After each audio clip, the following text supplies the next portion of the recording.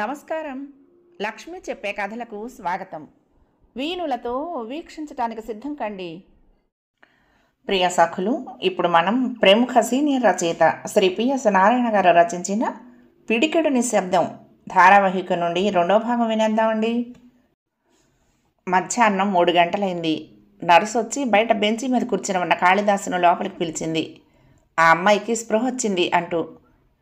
కాళిదాసు లోపలికి వెళ్ళాడు. ఆ అమ్మాయి అతన్ని క్షణంలో గుర్తించింది. ఆత్రంగా అతని మొహంలోకి చూస్తూ వారేరండి అంది.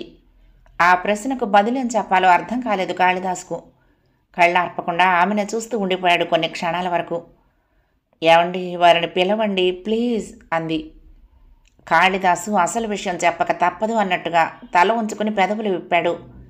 కథ చెప్తున్నట్టుగా జరిగింది చెప్తున్న కాళిదాసుకు తన ముందు కూర్చుని ఆమె పరిస్థితి అర్థమయ్యేటప్పటికి అవాక్య అయ్యాడు. ఉక్కిరి బిక్కిరై భయంతో కలవరపడిపోయాడు. క్షణంలో తేరుకుని ఆమెను కదలకుండా పట్టుకున్నాడు. ఆమె 2 చేతులను వెనక్కి విరిచి పట్టుకున్నాడు. ఆమె గొంతుకు బిగించుకున్న చీర చెంగును ఒక్క ఉదుటిని లాగిపడేశాడు. ఏం పనిది అన్నాడు. నేను బ్రతికి ఇక చేయగలిగింది ఏముంది? కన్నీళ్ల మధ్య అంది. అంటే? విచిత్రంగా ఆమె మొహంలోకి చూశాడు. ఆమె ఇంకేం చెప్పాలో ఎలా చెప్పాలో అర్థం కానట్టుగా బిగుసుకుపోయి అతడి కళ్ళల్లోకి చూస్తూ ఉండిపోయింది. 2 రోజుల తర్వాత మధ్యాహ్నం 1 గంటప్పుడు ఆసుపత్రి అంతా రోగుల తాలూకు మనుషులతోనూ నిండి ఉన్న సమయంలో, రేపు ఉదయం 10 గంటలప్పుడు మీరు ఆసుపత్రి నుండి విడుదలవుతున్నారు చెప్పాడు కాళిదాసు. అయ్యి నా గదిలోకి వస్తున్నారు. తర్వాత 3 రోజులు సర్వం మరిచి ప్రశాంతంగా గడిపి మనసును సేద తీర్చుకుంటారు. అప్పుడు నిర్ణయించడం జరుగుతుంది మీరేం చేయాలో, ఎక్కడికి వెళ్ళాలి, ఎక్కడుండాలి అని. అప్పటి వరకు మీరెన్ని చెప్పినా ఏం చెప్పినా నేను వినను అన్నాడు. అమూల్య అతని మాటలు వింటూ శూన్యంలోకి చూస్తున్నట్టుగా చూస్తూ ఉండిపోయింది. తిరిగి నేను నరకంలో కాలు పెడుతున్నానన్నమాట. నీరసంగా నిట్టూర్పు విడిచింది అమూల్య. నా భవిష్యత్ అంతా శంకర్రావుతో ఊహించుకుంటూ కాలు కింద పెడితే ఎక్కడ కందిపోతానో అని గిలగిల్లాడే అమ్మను అర్ధరాత్రి ఆ చీకటి ఇంట్లో ఆమెకు మరిక వెలుగు లేకుండా చేసి వచ్చిన నేను. ఆ శంకర్రావే నాకు కాలైనప్పుడు మరి నాకు భవిష్యత్తు అంధకారం కాకుండా ఏముంది? శంకర్రావు మీ జీవితం నుండి వెళ్ళిపోయిన మాట వాస్తవమే. కానీ మీకు జన్మ ఇచ్చి మీరన్నట్టుగానే మీ కాలు కింద పెడితేనే కందిపోతుందేమోనని భావించే మీ తల్లి మీకున్నప్పుడు మీకు భవిష్యత్తు లేదు అని నిరాశపడటం తగని పని అన్నాడు. అమ్మ హృదయాన్ని మొక్కలు చేశాను. ఏ ముఖం పెట్టుకుని మళ్ళీ ఆమె ముందు నిలబడతాను అంది. మీరు ఎలాంటి ముఖం పెట్టుకుని నిలబడినా తల్లి అయిన ఆమెకు తన పుత్రులలో పెంచి పెద్ద చేసిన కూతురి ముఖమే కనపడుతుంది. 2 రోజుల నుండి ఆమెను కంటికి రెప్పలా కాపలా కాస్తున్న కాళిదాసుకు అలాంటి మాటలు మామూలు మాటలయ్యాయి. మీరెంత చెప్పినా నేను మా అమ్మకి నా మొహాన్ని చూపించలేను. చూపించబోకండి, కానీ మరొకసారి ప్రాణం తీసుకోవడానికి ప్రయత్నించకండి అన్నాడు. ఎలా తీసుకుంటాను? మీరు తద్దినంలా నాకు అడ్డుగా నిలబడి ఉంటారు కదా సూటిగా చూస్తూ అంది.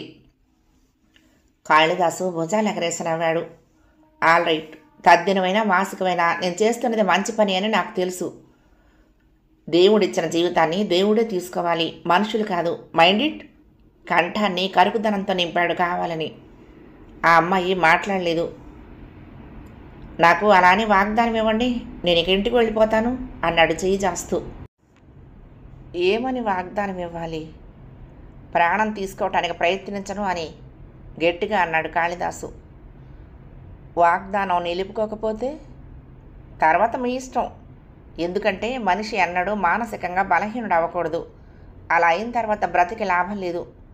లేని దిగుళ్లతో బాధలతో మనల్ని మనం క్షణక్షణం చంపుకోవటం కంటే ఒక్కసారిగా చచ్చిపోవటమే మంచిది. ఇక నిర్ణయం మీకు వదిలేస్తున్నాను విసురుగా లేచాడు కాళిదాసు. ఆమె అవాక్కైనట్టుగా అతడి కళ్ళల్లోకి చూస్తూ చలనరహితంగా ఉండిపోయింది. చెప్పండి క్విక్. జీవితంలో మీరు దెబ్బతిన్న మాట వాస్తవం అవ్వచ్చు. ధైర్యంగా పరిస్థితులను ఎదుర్కొని ఆ దెబ్బ నుండి కోలుకుని మిమ్మల్ని మీరు తీర్చిదిద్దుకుంటారో లేక జీవితాన్ని అంతమొందించుకుంటారో మీరు ఇప్పుడు తీసుకోవలసిన నిర్ణయం. కమాన్ చెప్పండి. ఆమె మాట్లాడలేదు. వెనక్కు తిరిగి అన్నాడు. పుట్టినందుకు బ్రతకాలి కనుక, బ్రతుకుతున్నందుకు ఆనందించాలి కనుక, ఆనందించాలి అంటే అనుభవించాలి కనుక. వెలుగు నీడలనేవి ప్రతి మనిషికి ఉంటాయి. వెలుగును అనుభవించాలి, చీకటికి దూరంగా పోవాలి. దట్ ఈజ్ మై థియరీ అన్నాడు. ఆల్ రైట్, నేను చావను సరే, బ్రతికి ఈ సమాజపు భయంకరమైన ప్రశ్నలకు సమాధానం చెప్పలేక ప్రతి క్షణము కృషించిపోతూ ఉండమంటారా అడిగింది.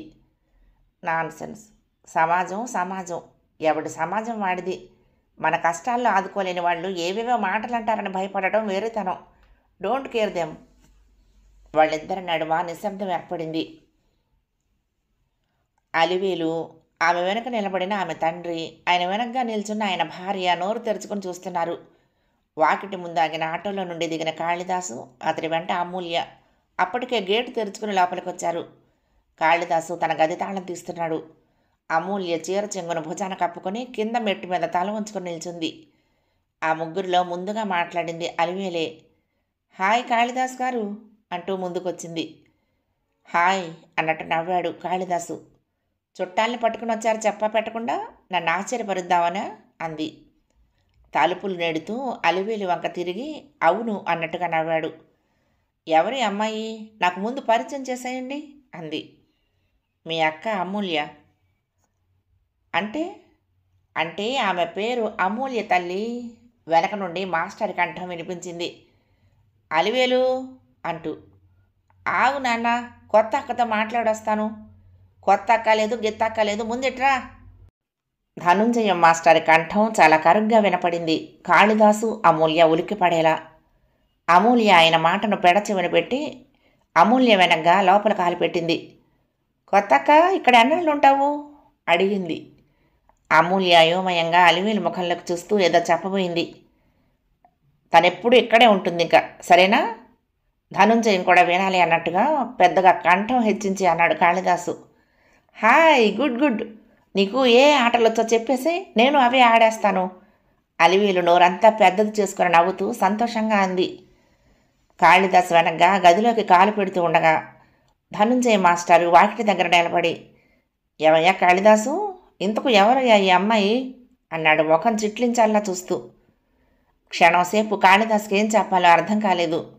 అమాయకురాలైన అలివేలుకు ఏదో చెప్పి తప్పించుకున్నాడు కానీ ఆవలించకుండానే పేగులు లెక్కపెట్టే ఆయనకు ఓ పట్టాన చెప్పడం అంత తేలిక కాదు అనిపించింది. రండి మాస్టారు, కూర్చోండి అన్నాడు. ఆయన లోపలికొచ్చి చెప్పు అన్నట్టుగా ఓ మూలిగి కుర్చీలో కూర్చున్నాడు. కాళిదాసుకు చూచాయిగా అర్థమవుతూనే ఉంది. మొన్న అలివేలు మాటల్లో బయటపడ్డ విషయం నిజమే కనుకైతే ధనుంజయ్ గారు తననే ఆ అమ్మాయిని చూసి ఆదుర్ద పట్టంలోనూ భయపడటంలోనూ అసహజత్వం ఏమీ లేదనిపించింది. అయినా తనెందుకు బయటపడాలి అన్నట్టుగా మా ఊరేనండి అన్నాడు చొక్కా విప్పి వంకిని తగిలిస్తూ. ఆహా, హైదరాబాద్ చూడటానికి వచ్చిందేమిటి? లేదండి, హైదరాబాద్ వచ్చేసింది. దండన ఉన్న తువ్వాలు తీసి భుజాన వేసుకున్నాడు. వచ్చేయటం దేనికి? ఏదైనా ఉద్యోగం చూసుకుందామని. మీ ఎరుకలో ఏమైనా ఉంటే కాస్త కనుక్కోండి మాస్టారు. మంచి పిల్ల, టైప్ వచ్చు, బిఏ చదివింది, ప్రైవేట్ కంపెనీ అయినా పర్వాలేదు అన్నాడు. ఆ అమ్మాయి మీ బంధువా? బాగా తెలిసిన వారి అమ్మాయి, బంధువుల కంటే ఎక్కువ. అంటే నువ్వు తప్ప హైదరాబాద్లో ఈ అమ్మాయికి ఇంకెవరూ లేరా అని. ఉంటే ఇక్కడికి ఎందుకు వస్తుందండి? చిన్నగా ఆ అమ్మాయి ఇక్కడే ఉంటుంది అని చెప్పేయాలి అనే నిశ్చయానికి వచ్చేశాడు కాళిదాసు. ఏం బాగలేదయ్యా అన్నాడాయన మొహం చిట్లించి లేచి నుంచుంటూ. గతుక్కుమన్నాడు కాళిదాసు. ఏదండి? ఏదే ఉన్నది, మన సమాజం ఉన్నది చూసావు, అంతా వెధవాయిలతో నిండిపోయి ఉన్నదోయ్. ఒక అమ్మాయి ఒక అబ్బాయి పెళ్లి కాకుండానే ఒక ఇంట్లో ఉన్నారు అంటే వాళ్ళు అన్నా చెల్లెళ్లే కానీ ఊరంతా గొప్పు అనిపించేస్తారు అన్నాడు. పోనీయండి, వెధవలు 1,00,000 అనుకుంటారు, మన ఆత్మకు తెలియదేమిటి? నిజమే అనుకో, కానీ ఎక్కువ రోజులు ఉంచబోకు. ఏదో చిన్న గది చూసి వీలైనంత త్వరలో పంపించేసాయి. లేదు, వాళ్ళ అమ్మ నాన్నలను పిలిపించి వాళ్ళ దగ్గర ఉంచు. ఆహా, నీ మంచి కోరే చెప్తున్నాను.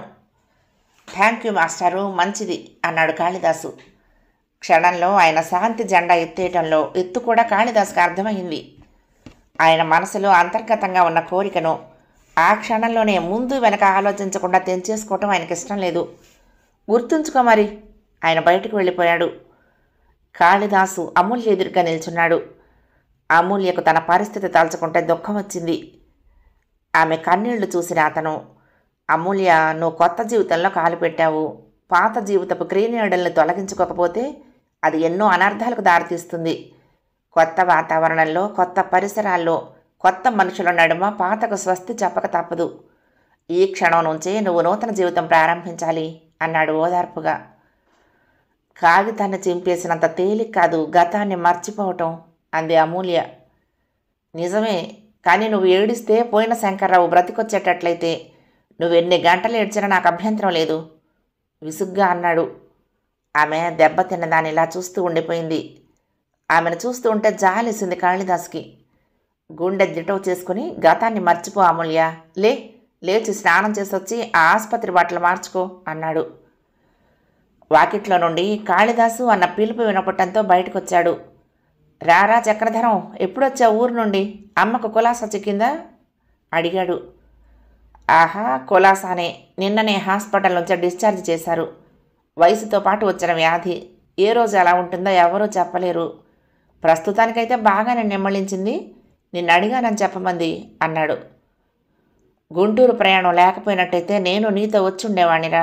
మీ అమ్మగారిని చూసి చాలా రోజులైంది. అవును, పొద్దునొచ్చావా? అవునరా. సరే కూర్చో, నీతో చాలా విషయాలు మాట్లాడాలి. కాళిదాసు మిత్రుడు ఎదురుగ్గా కూర్చుని తను గుంటూరు వెళ్ళిన దగ్గర నుండి ఈ క్షణం వరకు జరిగిన సంఘటనలను విపులంగా చెప్పాడు. అంతా విన్న చక్రధరం కాళిదాసును చూస్తూ, నువ్వు తొందరపడ్డావేమోరా అన్నాడు. మిత్రుడు అలా అంటాడని ఊహించని కాళిదాసు కంగు తిన్నాడు. అంటే నేను తప్పు చేశానని నీ ఉద్దేశమా? తప్పు చేశావని అంత సూటిగా చెప్పలేను, కానీ నువ్వు చేసిన పని మాత్రం కాస్త ఆలోచించాల్సిన విషయం. కాళిదాసు మరి మాట్లాడలేదు. చక్రధరం మళ్ళీ అన్నాడు, అసలు ఇలాంటి విషయాల్లో మనం తల దూర్చటమే మొదటి తప్పు. తన కూతుర్ని ఎవరో మోసం చేసి తీసుకువెళ్ళిపోయారు అని వాళ్ళు పోలీస్ కంప్లైంట్ ఇచ్చారే అనుకో, కేసు నీతోటే మొదలవుతుంది. ఆ అమ్మాయి ప్రస్తుతం నీ దగ్గరే ఉంది కనుక అన్నాడు చక్రధరం. కాళిదాస్ మాట్లాడలేదు. సరే, జరిగిందేదో జరిగింది. నీ చేతులు నువ్వు కడుక్కోవాలి అనుకుంటే చిన్నగా ఆ అమ్మాయిని అడిగి వాళ్ళ ఇంటి అడ్రస్ తీసుకో. ఆ అమ్మాయి తల్లిదండ్రుల్ని వెంటనే రమ్మనమని ఉత్తరం రాసిపడాయి. అంతేకాదు, కారు యాక్సిడెంట్లో అపస్మారక స్థితిలో ఉండగా ఆసుపత్రిలో చేర్చి తర్వాత ఇంటికి తీసుకొచ్చి ఇంత రక్షణ కల్పించాను అని కూడా రాయి అన్నాడు. ఆ అమ్మాయిని అక్కడే వదిలిపెడితే అటు శంకర్రావు మనుషులు ఎలానూ వదిలేశారు. నేను వదిలేస్తే ఆ అమ్మాయి బ్రతుకు కుక్కలు చింపని విస్తరవుతుందని భయపడ్డాను. ఎంతో జీవితం ఉన్న ఆ అమ్మాయి అలా నాశనమైపోవటం ఇష్టం లేక నువ్వు అన్నట్లు నేను చేసిన దానివల్ల కొన్ని ఇబ్బందుల్లో ఇరుక్కోవచ్చు. అయినా చెయ్యాల్సి వచ్చిందిరా అన్నాడు కాళిదాసు. నేను కోరుకునేది నీకేమీ జరగకుండా ఉండాలనే. మరి వస్తాను, రేపు కలుస్తానులే. అమూల్యను పరిచయం చేస్తానుండు అన్నాడు. ఇప్పుడొద్దు, ఆ అమ్మాయిని పూర్తిగా కోలుకొని మన ప్రపంచంలో పడని. నువ్వు చెప్పిన దాన్ని బట్టి ఇప్పుడు ఆ అమ్మాయి మనసు ఎవరితోనూ మాట్లాడేందుకు ఇష్టపడదు. పరిచయం చేసుకోవడానికి ఏముంది, ఎప్పుడైనా చేసుకోవచ్చు. ఉంటాను, బాయ్.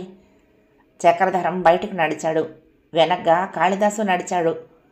గేటు తీసుకుని బయట కాలు పెడుతూ, ఏ విషయంలోనైనా సరే నా సలహా సహాయం కావాలనుకుంటే వెల్కమ్ అన్నాడు చక్రధరం.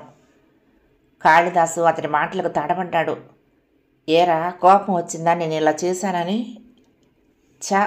ఇన్నాళ్ళ మన పరిచయంలో నువ్వు నన్ను అర్థం చేసుకున్నది ఇంతేనన్నమాట. నీ మీద నాకు ఎన్నడూ కోపం రాదు. అనవసరపు రొంపిలో ఇరుక్కున్నావని బాధపడ్డాను అంతే. That's all right. అది అయిపోయింది.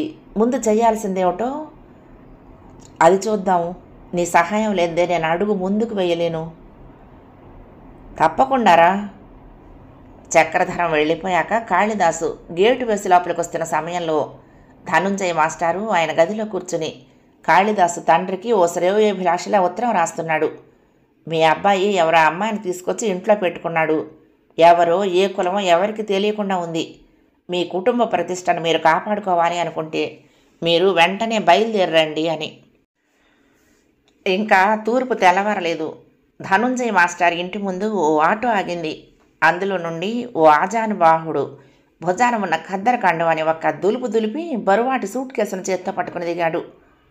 అలాంటి ఆటో మోత కోసమే ఎదురుచూస్తూ కూర్చున్నట్లున్న ధనుంజయ మాస్టారు ఒక్క ఊదుటిన ముఖం కడుక్కుంటున్న వాడల్లా మధ్యలో ఆపేసి లేచి గేటు దగ్గరకు వచ్చాడు.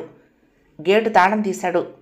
రండి రంగనాథరావు గారు, రండి అన్నాడు సాదరంగా ఆహ్వానిస్తూ.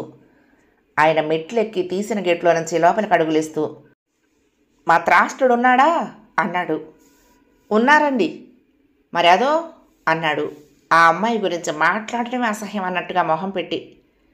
ఇంకెక్కడికి వెళ్తుందండి, ఇక్కడే ఉంది. మీరు కలగ చేసుకోకపోతే పర్మనెంట్గా ఇక్కడే దుకాణం పెట్టేసేలా ఉంది అన్నాడు గొణుగుతున్నట్టుగా, ఆయన చెవి దగ్గర కల్లా నోరు చేర్చి రహస్యం చెప్తున్నట్టుగా. ఆయన గంభీరంగా కాళిదాసు ఉంటున్న భాగం వైపుకు అడుగులు వేశాడు. లేనిపోనిది నేను ఉత్తరం రాసినట్టుగా మాత్రం చెప్పబోకండి, అదో రభస, అసలే పరువు గలవాణ్ణి అన్నాడు ధనంజయ మాస్టారు. రంగనాథరావు స్కూట్ కేసును ఎడం చేతులకు మార్చుకుని కుడి చేత్తో తలుపు మీద గొళ్ళాన్ని పట్టుకుని టకటకలాడించాడు, కొడుకునే కొడుతున్నంత కోపంగా. వచ్చే లోపల నుండి సన్నని కంఠం. రంగనాథరావు మొహం ఆ కంఠం వింటూనే కోపంతో జేపురించింది. తలుపు తెరుచుకుంది. ఎదురుగ్గా రేగిన జుట్టుతో అప్పుడే నిద్రలేచిన అమూల్య. 2 చెంపల మీద 2 చేతులు వేసి విచిత్రంగా ఎదురుగ్గా చేతిలో సూట్ కేసుతో నిలిచిన మన రంగనాథరావుని చూస్తూ నిలబడిపోయింది.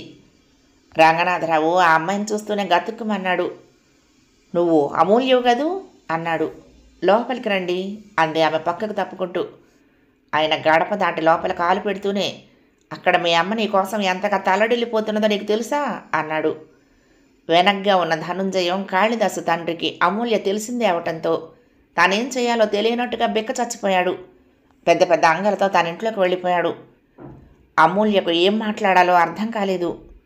ఆయన్ను గుర్తుపట్టిన మరుక్షణంలోనే ఆమె మెదడంతా మొద్దుబారిపోయింది. ఏం చేయాలో తోచనట్లుగా శూన్యంలోకి చూస్తూ ఉండిపోయింది. తర్వాత ఇక అక్కడుంటే ఎక్కడ కళ్ళు తిరిగి పడతాను అన్నట్టుగా గిరుక్కున్న వెనక్కు తిరిగి వెనక్ గదిలోకి వెళ్ళిపోయింది. మంచం మీద పాత బట్టల కుప్పలా పడిపోయి భోరుమంది. కాళిదాసు లేచి ముందు గదిలోకి వచ్చాడు. ఎదురుగ్గా తండ్రిని చూస్తూనే తడపడ్డాడు. నాన్న, ఇదేనా రావటం? అవును, ఆ అమ్మాయి ఇక్కడెందుకుందిరా? చాలా రహస్యంగా అడుగుతున్నట్టుగా చిన్నగా అడిగాడు. తను చేసిన పనికి ఆయన ఎంతగా ఊగిపోతూ రంకెలు పెడతాడు అని భయపడిపోతున్న కాళిదాసు ఆయన మాట తీరుకు పొందిన షాకు నుండి తేలుకోవటానికి కొద్ది నిమిషాలే పట్టింది. ఏమైందంటే నాన్న, నేను ఆ రోజు గుంటూరు నుండి హైదరాబాద్కు తిరిగి వచ్చే సమయంలో మేమంతా ఒకే ట్యాక్సీలో వచ్చానులే. మా ట్యాక్సీకి యాక్సిడెంట్ అయింది. ఆ అమ్మాయి భర్త యాక్సిడెంట్లో చచ్చిపోయాడు. ఆ అమ్మాయి భర్త చచ్చిపోవటం ఏమిట్రా, నీకేమైనా పిచ్చి పట్టిందా? లేదు నాన్న, భార్య భర్తలిద్దరూ కలిసి నాతోటే వచ్చారు. నీ మొహం, ఆ అమ్మాయికి పెళ్ళే కాలేదు. ఈ అమ్మాయినేరా నీకు ఇద్దామనుకుంది. నువ్వు పెళ్లి చూపులకంటూ గుంటూరు వచ్చింది ఈ అమ్మాయిని చూడటానికే. చక్కటి పిల్ల, చక్కటి సంసారం. ఆ తల్లికి ఒక్కతే కూతురు, తండ్రి లేడు. ఎట్లా లేదన్నా 30 లక్షలకు పైగా ఆస్తుంది. సరే సరే, జరిగింది ఏదో జరిగిపోయింది. అంత ఆస్తి మన చేతుల్లోకి వచ్చింది వచ్చినట్టే పోతున్నదే అని నేను మదన పడుతున్నానరా. ఆ అమ్మాయి చేరాల్సిన చోటుగా చేరిందన్నమాట. మంచిది, చాలా మంచిది. ఏంటి నాన్న నువ్వు అనేది? అనేందుకు ఏమన్నదిరా? కండువ తీసి కుర్చీ మీద వేశాడు. తాపీగా కాళ్ళు చాపు కూర్చుంటూ, మనది కావటం లేదు అనుకుంటున్న ఆస్తి తిరిగి మనదే అవ్వబోతున్నదన్నమాట. ఆ పిల్లక నీ పెళ్ళామేరా. నాన్న, ఆవేశంతో అయోమయంగా అరిచాడు కాళిదాసు. ఆవేశపడబోకు, చిన్నగా కూర్చుని ఆలోచించుకో. 30 లక్షల ఆస్తి, ముచ్చటైన పిల్ల. ఇంతకు మించిన మంచి అవకాశం ఈ జీవితంలో నీకు మరోసారి రాదు అన్నాడు రంగనాథం. ఆ అమ్మాయి ఇప్పటికే ఒకరి భార్య అయింది. ప్రస్తుతం భర్తృహీనై విలపిస్తున్నది విసురుగా అన్నాడు. అవన్నీ నీకు నాకు తప్ప ఈ ప్రపంచంలో మరెవ్వరికీ తెలియవు. అనవసరంగా అందరికీ చెప్పుకుని ఏవో పిచ్చి పిచ్చి ఆలోచనలతో మనసు పాడు చేసుకుని ఈ అవకాశాన్ని జార విడుచుకోబోకు. అమూల్యకు తెలుసు నాన్న, క్రుద్ధుగా అన్నాడు కాళిదాసు. తెలిస్తేనే ఆ అమ్మాయి ఇప్పుడు జీవితంలో చొక్కాని లేని నావయింది. నువ్వు ముందుకొచ్చి బాసటగా నిలిస్తే దాన్ని దేవుడిచ్చిన వరప్రసాదంలా భావిస్తుంది, ఆనందిస్తుంది. తన తండ్రి ఎంత డబ్బు మనిషో తెలుసుకొని విభ్రాంతి చెందుతున్నాడు కాళిదాసు. అసహ్యంతో కొతకొతలాడిపోతున్నాడు. సీతమ్మ తల్లి, జరిగింది అదమ్మా. ఆ అమ్మాయి చేరవలసిన చోటుకే చేరింది, సుఖంగా ఉంది అన్నాడు రంగనాథరావు వాలు కుర్చీలో తాపీగా కూర్చుని. సీతమ్మకు ఆయన మాటలు వింటూ ఉంటే నోట మాట పెగల్లేదు. ఆమెకు తెలుసు తన కూతురు హైదరాబాద్లో ఉన్న శంకర్రావుతో వెళ్ళిపోయిందని. కూతురు ఇంట్లో కనపడిన మరుక్షణంలోనే గ్రహించింది. అందుకే ఆ రోజు పెళ్లి చూపులకు రాబోతున్న రంగనాథరావు కుటుంబాన్ని కుంటి సాకుతో ఆపించింది. ఆ రోజు ఉదయాన్నే ఇంట్లో పెద్ద ఘర్షణ జరిగింది, తనకు కూతురికి నడుమ. కానీ ఠికాణా లేని శంకర్రావు ఆమెకు భర్త అవ్వటం తను సహించలేనని కుండ బద్దలు కొట్టినట్లు చెప్పిన మరుక్షణంలో ఆ గృహంలో అగ్నిపర్వతం పేలింది. 6 తను శంకర్రావునే చేసుకుంటానని కూతురు మొరాయిస్తూ ఉంటే మగదిక్కులేని ఆమె గుండెలు పగిలేటట్లు ఏడుస్తూ బ్రతిమలాడింది. భవిష్యత్తు గురించి భయంకరంగా కూతురి కళ్ళకు కట్టినట్టుగా చెప్పింది. అయినా కూతురు వినలేదు. తను ఏమీ చేయలేనప్పుడు చూస్తూ కూర్చోటమే మిగిలింది అనుకుంటూ ఉండగా ఈ వార్త. వెళ్ళిపోయింది. ఇంట్లో నుంచి వెళ్ళిపోయి ఎక్కడో అక్కడ కోరుకున్న మగవాడితో జీవితం వెళ్ళబుచ్చుతున్నదిలే అనుకుంటున్నప్పుడు అతగాడు అర్ధాంతరంగా చచ్చిపోయాడనే వార్త ఆమెకు ఆశనిపాతమే అయ్యింది. సీతమ్మకు నోరు తెరిపిడి పట్టం లేదు. ముఖమంతా తెల్లగా పాలిపోయి చెమటలు పడుతోంది. ఒక్కగానొక్క కూతురు. ఆయన పోయిన తర్వాత తనకు సర్వస్వము ఆమె అయి పెంచి పెద్ద చేసిన కూతురు తిరిగి దొరికిందనే సంతోషం కన్నా అతగాడి కొడుకు ఇంట్లో పరాజితలా చేరిందనే నిజం ఆమెకు చాలా భయంకరంగా కనిపిస్తోంది ఆ క్షణాన. నువ్వు ఆలోచించవలసింది ఏమీ లేదు సీతమ్మ గారు. జరిగిందేదో జరిగిపోయింది. అమ్మాయి తెలుసో తెలియకో తొందరపడింది. అందుకుగాను ప్రస్తుతం పశ్చాత్తాపడుతున్నదని అనుకుంటున్నాను. మరి ఏమీ ఆలోచించకుండా మా అబ్బాయికిచ్చి పెళ్లి చేసి వస్తాను. మరి ఎప్పుడు ప్రయాణమో చెప్పు, ఇద్దరం కలిసి హైదరాబాద్ వెళ్ళి వాళ్ళని ఒక ఇంటి వాళ్ళని చేసి వచ్చేద్దాం. ఆయన లేచి నిలబడ్డాడు. సీతమ్మ గారు, నువ్వు తీసుకున్న నిర్ణయంపై ఆ అమ్మాయి భవిష్యత్తు ఆధారపడి ఉంది. పెద్దవాడిగా నా సలహా అది. కాదంటావా? నష్టపోయేది మీరే. ఆయన చిన్నగా నవ్వి బయటకు వచ్చేశాడు. తుఫాను వచ్చి వెలిసినట్టుగా ఉంది ఆ క్షణాన సీతమ్మకు. ఎటూ నిర్ణయించుకోలేని ద్వైధీభావం. ముఖాన పట్టిన చెమటను చీర చెంగుతో తుడుచుకుంటూ తడారిన గొంతుకు నీరు అనుపానం అవుతుందన్నట్టుగా ఫ్రిడ్జ్ తలుపు తీస్తూ ఉంటే వాకిటి దగ్గర చప్పుడైంది. వచ్చింది కిషోర్, తనకు స్వయాన తమ్ముడు. లోపలికి వస్తూనే, ఏమిటక్కయ్య ఆ ముసలాడు మళ్ళీ వచ్చాడు, ఏమిటి వ్యవహారం అన్నాడు భుజాలు ఎగరేస్తూ. అమూల్య కనపడిందట్రా అంది నీరసంగా కుర్చీలో వెనక్కి వాలుతూ. ఎప్పుడు, ఎక్కడా, ఎలా? అక్కయ్య భుజాలు పట్టుకొని కుదిపేస్తూ సంతోషంగా అన్నాడు. థ్యాంక్ గాడ్, దేవుడు మనయందే ఉన్నాడన్నమాట. అవునరా నాయన, ఎలా ఉన్నదో అని భయపడి చస్తున్న నాకు గుండెలో సగం బరువు తీరేలా ఆ వార్త తెచ్చాడైనా. ఇంతకీ ఎక్కడుంది? శంకర్రావు యాక్సిడెంట్లో చచ్చిపోయాడట. పీడా పోయింది. అదృష్టవంతుడు, నా చేతిలో చావు తప్పించుకున్నాడు. అతను ఆ మాట అంటున్నప్పుడు ఆమె నిశ్శబ్దంగా నిర్లిప్తంగా తమ్ముడి ముఖంలోకి చూస్తూ ఉండిపోయింది. అలా అంటావేమిరా అంది గొంతు పెగల్చుకుని. ఎలాంటి వాడైనా వాడు అమూల్య మొగుడు. కిషోర్ నవ్వాడు. పొట్ట చెక్కలయ్యేలా నవ్వాడు. భాలే చెప్పావే అక్కయ్య. వాడు అమూల్య మొగుడేమిటి, శుద్ధ ముద్దవతారం. ఇంట్లో నుంచి తీసుకువెళ్ళినంత మాత్రాననే వాడు దాని మొగుడే కూర్చుంటాడా అన్నాడు. కిషోర్కి తెలుసు ఆ లెక్కన తను ఎంతమందికి మొగుడవ్వాలోనని. అందుకే నవ్వాపుకోలేకపోయాడు. తీసుకువెళ్ళినా పారిపోయినా, పుస్తె కట్టినా కట్టకపోయినా దానికి అతడే మొగుడు అంది కటువుగా. ఇంత అయిన తర్వాత కూడా ఇంకా నీ గోల పోలేదన్నమాట. అక్కయ్య, కిషోర్ సీరియస్గా అక్క కళ్ళల్లోకి చూస్తూ, జన్మ జన్మలకు అమూల్య నా భార్య. దాన్ని కాదనే శక్తి బ్రహ్మరుద్రాదులకు కూడా లేదు. కాదు, మధ్యలో ఎవడైనా శంకర్రావులా వచ్చి గద్దలా తన్నుకుపోవాలని చూశాడా, వాడికి కూడా శంకర్రావుకు పట్టిన గతే పడుతుంది అన్నాడు. ఛీ అంది ఏహ్యంగా సీతమ్మ తమ్ముడిని చూస్తూ.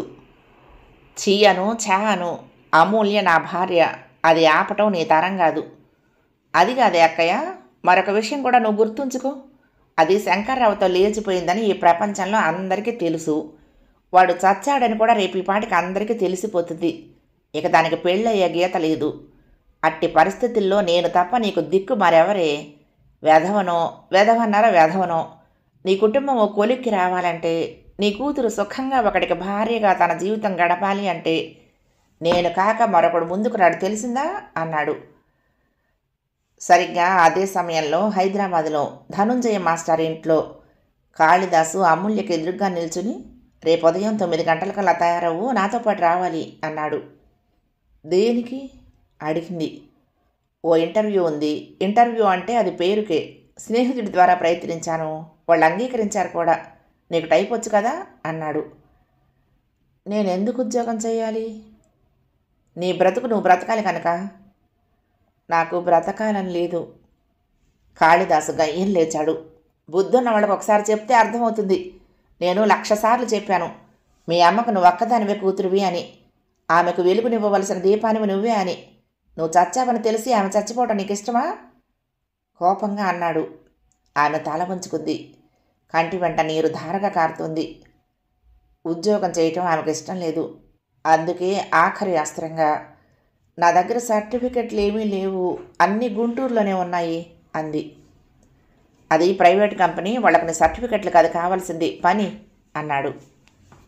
సాయంత్రం 6 గంటలప్పుడు కాళిదాసు గేటు తీసుకుని లోపలికి వస్తూ ఉండగా ధనుంజయ మాస్టర్ పట్టుకున్నాడు. కాళిదాసు బాబు, నువ్వు వెంటనే ఇల్లు ఖాళీ చేయాలి. ఎందుకండి?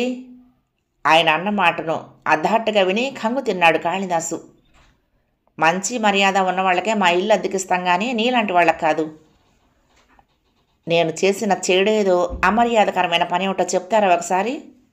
చాలా నిగ్రహంతో అన్నాడు కోపాన్ని దిగమింగుకుని. ఆయన విసురుగా తల విదిలించి, పెళ్లి కాకుండానే ఒక అమ్మాయిని తీసుకొచ్చి ఇంట్లో పెట్టుకోవటం చెడు కాదా?